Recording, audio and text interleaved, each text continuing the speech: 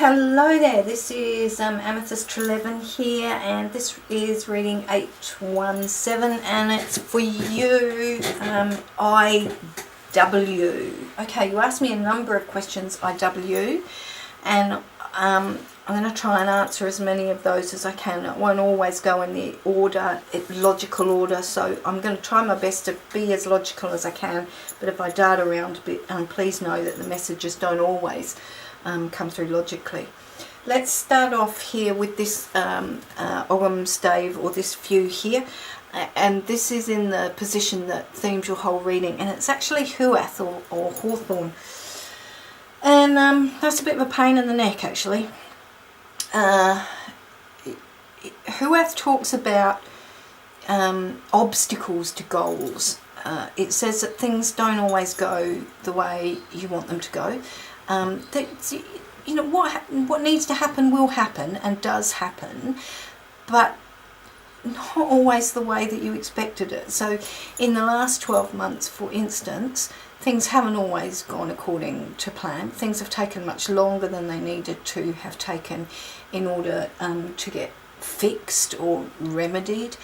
Things that you've wanted to happen haven't always happened within the time frames or the way that you would want them to do, and much is the same for the future as well. Now that's not necessarily a bad thing, though. We need to just kind of balance that a little bit, and so let me give you a bit of an illustration. So if, for instance, your goal is here, okay, and you've got Hawthorn here and you are here, if you go straight through Hawthorn to get to your goal, think about what a hawthorn is. It's full of thorns. It will rip you to shreds. You will come out the other end, if you can come out the other end, absolutely ripped, bloodied and torn to pieces. So what Hawthorn says to you is you can get to that goal, but you need to find the alternate route. So you've got to find the plan B, if you like, the other way around. So for you, that's why I'm saying the last 12 months, and certainly the next 12 months or so, you will get what you want. You will, the goals will be achievable, but you need to be resourceful, and you need to think about different ways to do things to get the outcomes that you want. So that means being really creative, really resourceful, and not getting too upset when it doesn't work, because remember that the second time you give it a go, or the third time, it will come to pass. Now these three staves here are about the last 12 months or so, and we start those off with the theme, this stave here, this Ogham stave here, which is Ash or Newn, and it's very much about changes, but changes that are imposed on you by other people. So I can see that when we have a look at these two here, it's been a year where you have not really felt in control. It's been a year when other people have been the ones to kind of say, right, this needs to be done, and this is how this needs to be done, and this is what you have to do, this is when you have to do it. So it's not really been a time when you can feel in control of your own life. We have here oak sitting over the top of this one here. This is oak or dewar. It's actually one of my favourite Ogham views, but this is about the last 12 months actually being hard work. So it's not been a year where you've particularly enjoyed the year. It's not been a time where it's been exciting and drama filled and filled with motivational joy and smiles. Much rather it's been a year not of desolation and sadness or anything necessarily, but of just as though you're just plodding along, just making doing what you have to do, kind of thing. And sitting underneath that is Lewis or Rowan, and this is very much a tree of protection. So for you, you've begun to build around yourself this little kind of cotton wool tower that protects not just your emotionality, but also the bigger part of you. You're beginning to really think about potential independence and what that may do to you and how you need to prepare for that. So it's not just about preparing and protecting your heart, it's about thinking practically as well. This here, beautiful stave, this is a lovely Ogham. This is coal or hazel, and it's in the position of what's happening in your life right now. And this is very much about wisdom. This is about, and we're not talking here about intellect, intelligence. We're talking about instinctual wisdom, and you're beginning to look a little bit more about what your heart and soul and your body is telling you rather than what other people have been telling you. Okay, so remember we talked about here in the last year or so, it's been very much a year where you've had to consider what other people wanted, whereas you're beginning to think about, well, hang on a minute, maybe I'm equally as important and I need to start thinking about me. And that is absolutely the case. These staves here talk about the next 12 months, so I'm just going to talk about each one just to begin with, and then we'll draw that all together for you. Now, this is a beautiful stave, given the questions that you've asked me, to be theming your next 12 months. And this is pine or Ilium. This is very much about no longer worrying about the small stuff. As they say, don't sweat the small stuff. This is very much about thinking bigger picture, thinking longer term. Now, if you think about, I want you to think about this kind of analogy. If you think about the forest, lots and lots of trees all over the forest, and sitting in the forest is a pine tree. It's a really big, tall pine tree, and it's so tall that it peaks out above all of the other trees around it. You have the capacity to climb to the top of that pine tree, sit in the top of that pine tree and look at the forest all around you. And that forest is an analogy for your life. So when you're sitting in the top of that pine tree, you can see the forest laid out before you. That's your life ahead of you. And you can see the forest behind you, which is, your life, the last 12 months, the last 2 years, 3 years, whatever it may be. This is a fantastic time ahead for you to start thinking big picture. Forget about all of the silly little worries and start thinking about what are the really big things that I want in my life. And you talked about career, for instance. Should I make the change, particularly at your age and so on and so forth? Yes is the short answer to that. Absolutely, because this is the time when you really start to think about, well, what is it that makes my heart sing? What is it that I want to do in terms of my career that feeds my soul, that supports me at the very core of who I am? And that's not what's been happening for you. It's been a pretty empty year for you in terms of career. So this is fantastic to have there. We'll pick up on that a little bit more shortly. This one here, I'm thrilled to see this here as well. This is Muin or Vine, and it sits on top of Aspen, thankfully. And this is about outcomes. This is about reaping what you sow. This is about reward for effort. This is about you picking up the outcomes of what you have built. Now, two sides to every story, as there is with Muin or Vine. Now, Vine says that in the next 12 months you will get the outcomes if you've sown the seeds. So in terms of career, very much there is a career change for you coming up. Not a total change, but a bit of a sideways shift. But you need to place the seeds for that. You need to plant the seeds. You need to start doing the work for that. If you don't do that, nothing will happen. This is very much about you reaping what you sow.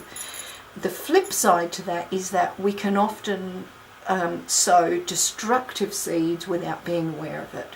So you need to think about both the positive and the negative. What are you doing in your life at the moment, and what do you intend to do in your life for the next couple of months that will feed or degenerate where you want to go? And all of those things that are potentially degenerating, and that's things like eating the wrong foods, not getting enough sleep, not getting enough exercise, not nurturing your soul. all of that stuff will give you further negative outcomes. So this is a beautiful opportunity, thinking big picture again with Pine, for you to think about, well, what are the things that I want to cut out of my life so that I can focus much more on the positives and get the positive outcomes that I want. I hope that makes sense. And I'm really pleased to see that it sits on top of this stave here, because this is aspen or Adia, and this is a little bit about fear or hesitation. And what I can see here is that you are not somebody who makes decisions lightly.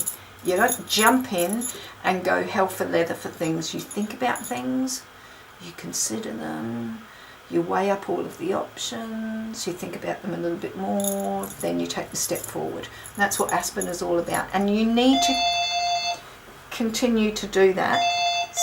Sorry, that's the phone ringing.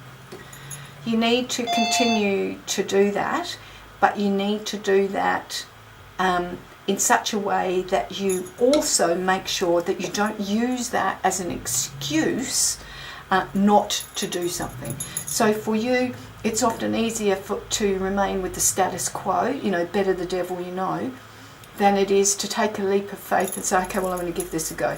So because this is sitting on the top of this, we can see that this is the year where you kind of say, actually, I'm pretty important and I'm going to give this a go. So I'm really pleased to see that way round. And then this one here, I'm thrilled to see this as well, and you'll see why in a moment too. This is Beth or Birch, and this sits in the position that kind of underpins your next 12 months. This is brilliant, and it kind of all fits in with this. Beth or Birch is very much about new beginnings. It's about new experiences. It's about going into life, new phases of life, new chapters of life. Now, we talked very much here about vine and you sowing the seeds of that new life. This says this is also going to come to pass as well. So you've got two very strong Ogham views here that talk very much about big changes coming up, but changes that you instigate. Remember, this one was very much about people telling you what needs to be done and you being impacted on by other people. This is the year where you start making decisions for yourself. You really make it all happen. So when we, this is really positive, it's fantastic, and I'm really pleased to see this, because today I've had quite a few negative or not quite so happy readings. So IW, I'm really pleased that I've got a happier reading to do today.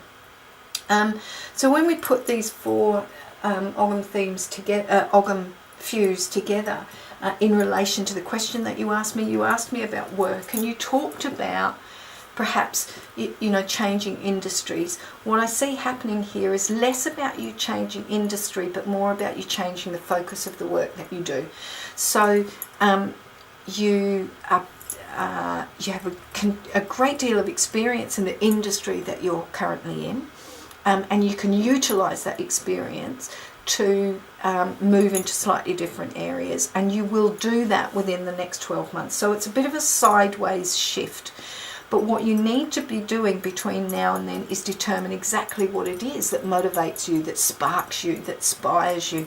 And for you, that may be teaching, that may be consulting, that may be doing something that's related to the industry that you've been in, but is sideways to that. So in other words, you're using the existing experience that you have and utilising that in this new area that you're going to go into.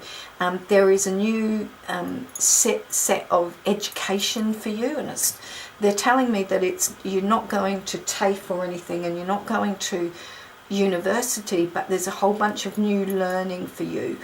But it is actually formal training, so there's some form of training that you're going to be doing, and you'll be starting that around Christmas time, around December or so. And so there are massive changes. But what's really important, remember, what's really important is that you have to make the changes. They will not come to you. You have to be the architect of those changes. You also asked me about your relationship and whether it can survive the difficulties of distance, the tyranny of distance, and in fact, if it should not survive, are you going to be okay? your relationship, from what I can see here, is not necessarily on rocky ground at the moment, but it's on stale ground. You are companions, but you are no longer lovers in the original sense of the word. You're not passionate about each other anymore. You're not excited by each other anymore. That's not necessarily a bad thing at all, but for you, what that means is that you feel that there is something lacking in your life, and you have every right to feel that way. So what's really important is that you sit with your partner and you talk about that openly, honestly, and there will be tears, and there will be frustrations, and there will be upsets, and there will be shocks, and it's not all going to be light and laughter for a while. But I don't see a relationship necessarily falling to pieces here, but I do see changes in that relationship and acceptance of change within that relationship. Certainly within the next 12 months, it's really going to shift itself quite a lot. In the event that you do separate, you are going to be fine. So please, I'm really going to ask you not to worry about that in terms of finances. That's going to be okay. I actually don't see that separation occurring though, but I do see a massive shift happening for you. You also asked me if you're going to move house inside the next 12 months, or shortly, I think was the word that you said. I do see a house move, but not inside the next 12 months. It's a little bit after that. But there are definite changes coming up for you in terms of where you're going to live. You asked me about the number 44. Sorry, I'm not getting anything about that at all. I apologise, but I'm just not getting anything on that for you. You asked me if there was a ghost cat around you or a spirit. And again, I'm really sorry, I'm not getting any information on that at all. Doesn't necessarily mean that there isn't, it's just that the trees have decided that that's not important, or they don't know, I guess. And finances you asked me about, and of course I've kind of mentioned that a little bit. Finances for you though, in the broader spectrum, outside its relationship to your relationship, I see in January a shift in the finances. It's a positive shift though. There's going to be more money in the household, if you like. Really important though that you don't overspend. So I encourage you to look forward to that. That's really good. In terms of your health, I think that you really need to be thinking a little more about your health. Do you have, I keep feeling skin, do you have dry skin or problems with skin? I really encourage you to look at what you're eating and whether there are any allergies in your family that need to be addressed as well. I also see some travel coming up for you in the next 12 months. And normally, when that happens, it's by plane, but I keep seeing water. I keep seeing you on a boat, on a ship, which is really quite interesting as well.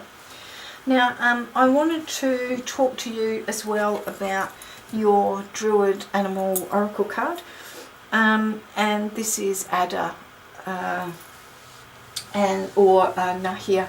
I'm really quite pleased to see this one come up here, because this is also about health. If you think about the old symbol for health, that was the snake around the staff, for very good reason. Snake, Ada, sheds his skin, so he allows himself to shed himself of the old in order to allow the new to come through. Ada is very much about allowing the new to come through. Remember, we talked about Beth and Birch and new experiences, lots of changes coming up. But Ada does this for himself. He doesn't let somebody else shed his skin. He does it for himself. Remember, we talked about you taking control of your life, making the decisions, and you bringing them about. And that's what Ada is all about for you. So he's about rebirth, and he's about moving into new phases of life, and he's about wisdom and new experiences and all of those kind of changes as well. So I was really pleased to see him come up there, because he's very much a reflection of what we talked about with these Ogham staves here. And I also wanted to talk to you about your Celtic birth tree. which is Beth or Birch. And interesting that it was actually in your reading as well, because I mean that's doubly fantastic. Beth or Birch is also about renewal and rebirth. Now, you know, isn't that fantastic that you had it in your reading? As a Celtic birth tree, it's about renewal and birth, and Adder is also about renewal and rebirth. So can you see how very strong for the next 12 months all those new changes, new job, new ways of seeing the world, a massive dynamic shift in your relationship, and so forth as well. They're just telling me as well you're going to take up a new sport or a new craft, and that will give you a great deal of inspiration in the year ahead as well. Okay, so back to where we were. So Birch rather, or Beth, it grows on the edge of a forest. It's usually the first one to come to life again after winter, and so it brings the happiness back, if you like. And for you that's quite important, because the last year or so, it's not been, as we talked about, it's not been a miserable year, but it just hasn't been one where you've been absolutely filled with laughter and smiles. And Birch says, well, that's coming back again for you. Birch people are very resilient, they make great leaders, and I'm wondering if you're going to be going into teaching with this shift, into some form of leadership where you support other people in that way. Birch people are very strong believers in hard work and getting on with things, and then they're not easily put off by setbacks. And remember, we talked here about Huath being in here and being a kind of obstacle. For you, you're very much aware that you can go around that, you can find your plan B and get on with it. Sometimes people would consider Birch people as being a little bit stubborn, perhaps, and that for you that might be a little bit more about being determined rather than being stubborn necessarily. But in this coming year ahead, you need to be very determined about what you want, instead of just being allowed or just continuing to do what everybody else wants. So if that means being stubborn in this coming year, then you absolutely need to do so. Birch people sometimes find it a little bit difficult to show emotion as well. And we talked here about you creating, you know, that kind of protection shell around yourself, and that's a very, very much a Birch trait as well. Your Celtic birth deity is Cailleach. So I really encourage you to go and Google Cailleach and learn a little bit more about Cailleach. And that's spelt Caileach. And your Celtic birth animal is actually the raven.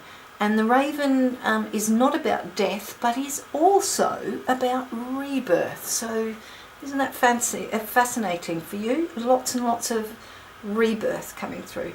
So I hope that that's been beneficial for you. I hope that's given you a little bit of, I guess, hope for the year ahead, and that you find the determination and the motivation to make the decisions that you need to make to bring your life into a way that makes you feel happy.